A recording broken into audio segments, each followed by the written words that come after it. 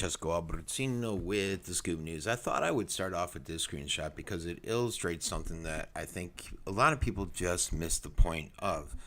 And I've said this in a few of my rants lately, and it's the level of, what do we want to call it? I don't want to call it ignorance, but the people that just don't want to pay attention to politics. I reflect that back on a comment that had a few likes when there was something stupid. I don't know. One of my ridiculous posts that I put up there. And the individual came out and said, this is more important than politics. Well, then I laughed at it, and I always do laugh at it because that individual is going to end up coming on here crying and bitching and moaning because she didn't pay attention to the politics.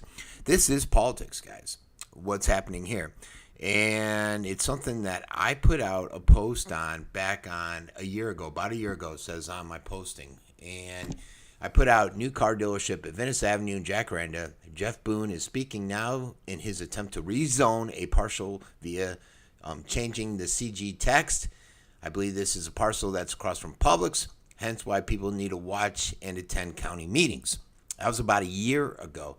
And then I put out something else I'm back on. It says the April 3rd, 2017, which probably was around the same time. New car dealership at Jacaranda, basically the same context. And I put it out there. It was basically ignored. I remember going to the Y a few times. People kept asking, what are they building? I said, well, I know definitely a car dealership. Thing, too, is about this, folks. And let me switch to another screen. Hold on. The thing about that, too, you guys, is it was well advertised. And I remember seeing Jeff Boone in there and watching both meetings. I watched both meetings.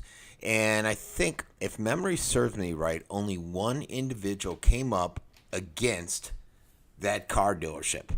One person. Now you have a group of about 30 people that plan on protesting either tomorrow's meeting or Wednesday's meeting. I believe they plan on protesting tomorrow's meeting. I'll try to look at it real quick here in a second. But ironically, it's a new development. And what's ironic about it, you might say, well, what's ironic? What's the big deal?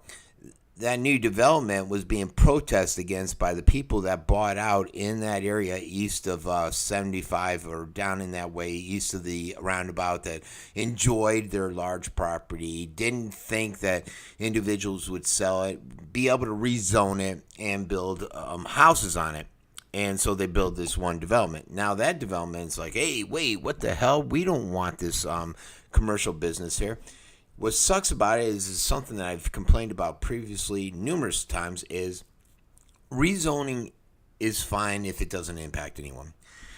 The problem is too many times they're out there rezoning and it's impacting people. A good example, here in Pinebrook. I lived here in Pinebrook back in 82. It's been here forever. People bought here on the premise that zoning was going to be X. Now you have this apartment complex guy that's being, his attorney's Jeff Boone, imagine that. They want it rezoned so they can build an apartment. And it's been scrapped. They can't do anything for another year because the approach on it. Or no, that was the parking lot. That Jeff Boone's hasn't. But the problem is they want these developers are coming in, and these attorneys, the Jeff Boones of the world, are saying, hey, we want to rezone. And the problem is people bought that property thinking it was going to be X. You can't just go in and decide you're going to rezone it. And that's essentially what happened here. It was zoned. I think it was zoned for some type of commercial, sort of like the old elderly care that's being built next to it there, the residential you see on the video, actually, on the roundabout. But they came in, they put in a request, they have the text changed and the CG, and that enabled them to move forward to this meeting today so that they can continue towards that car dealership. Now, nobody paid attention. I put this out, nobody paid attention. The county would have put it out, and what they do is the county gets away with this, cities and all of that stuff. They say we publicize it because they might be put it on their website that nobody goes to. They maybe put it in the back of the gondo that nobody reads, especially in the back section, nobody reads. And they get away with saying that we publicized it. And now you're in this situation. So they're having a special hearing on July 10th, all right, which is tomorrow. The commission will go in. They're going to decide if they want to grant the special exception that will allow for this dealership. And a lot of people have concern, A, that's a dealership, and B, that it's owned, or a large majority of it is owned by a convicted felon. It would be owned by this company called Walters Dealership LP. And he was sentenced just last year to 5 years in prison. I don't know if he was sentenced after they received the change in the GC text after April or before. I'm believing it was after April because I watched that meeting and I don't recall anything about a conviction.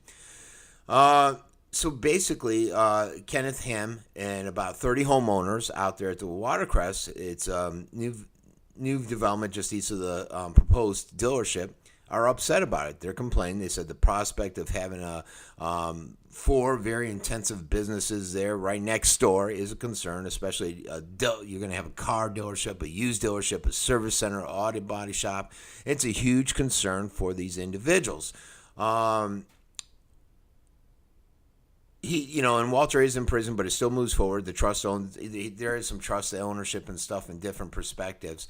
But they're going to go out there. They're going to try to protest this meeting. And I just put out the list of all the meetings and the agendas, and you can definitely check that email out. Also, if you're listening to this on YouTube, go to my website because I have some previous articles. One lady, I forget her name, I think it's Jill. She works out at the Y. And she wrote an article opining about it. And I know she's been here for a while because I've seen her in the gym for a while. And I think she bought into one of those new developments. But, it doesn't go without saying, guys, how ironic it is. And I'm sure some of the people that fought against the Watercrest being developed are sitting there saying it, just shaking their head saying, isn't that ironic now that they're fighting against the dealership? And I think someone even said that about the lady that was in Milano complaining about development and the change of Venice, and they shook their heads with that lady this weekend thinking, lady, you were part of the problem, your development, not you specifically. Now, the good thing about this meeting is the commission meets at 9 a.m. here in Venice. So it's a good thing. You don't have to travel up to their Sarasota location. And I may attend that one. Tuesdays are a little slow. I may go out there and just check it out. So that one's going to be in Sarasota or here in Venice at the South Venice location. There's going to be about 30 people out there protesting.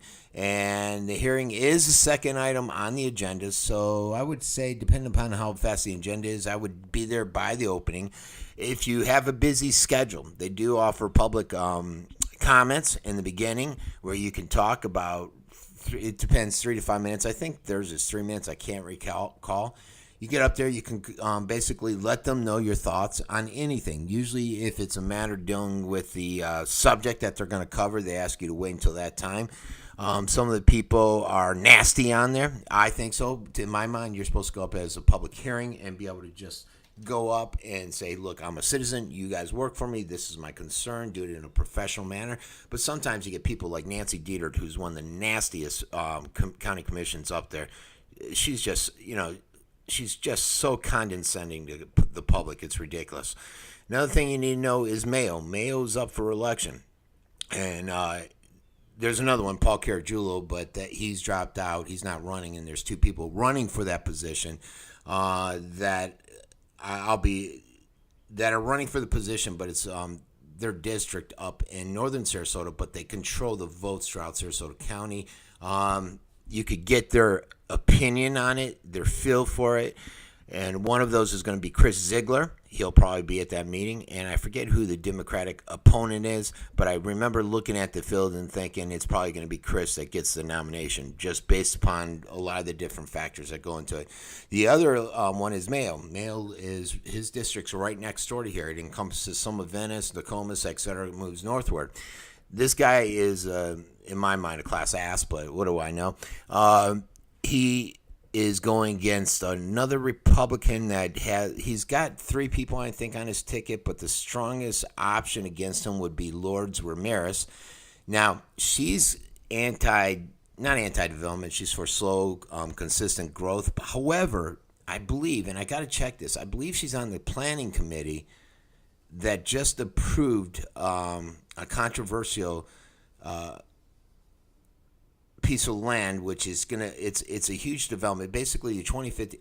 she's on, if I'm not wrong, I believe she's on the planning committee that approved, and I got to verify this, approved to bypass or get a waiver on the 2050 so that this ranch can be built. I did a report on it yesterday, over a 40-year period, and generally you got to bring your plans to the county commission at once, and they want a waiver on that because it's going to go over such a long time. They want to be able to introduce the different segments, and that goes before the county commission too.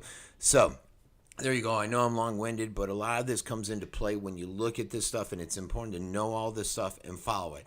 If you can't make the meeting, I'll put their email up there. I got to tell you though, Dieter and Hines is basically here in the city of Venice. He's up for, I think he's termed out in a year or two. Those guys hate emails, so I say email them to hell and back. It was funny when Nancy was going off, and I put up the video once saying that she doesn't want emails, and it basically pisses her off that people would email her like that. And she was also going against people wearing shirts, because it was out when the Legacy Trail Group was trying to get their funding. There was like 200 people in yellow shirts, and also the group out there at the bird sanctuary. What is that? I go there all the time. The Luigi's on it. I forget the name of it, but Accessory Field. She couldn't, for some reason, it irritated the hell out of her that people would dare wear all the same shirts and go out and basically she felt it was a form of intimidation. She's a whack job. I don't know what to say. All right, everybody, this has been Francesco Abbruzzino. Hopefully this was helpful, and everybody have a great day. Remember, tomorrow morning, 9 o'clock, R.L. Anderson Building, South Venice. That's when you want to be there, because it's the second item on the agenda. It could go off at 9:15. It could go off at 11, depending on how long the first issue takes. Everybody have a great day.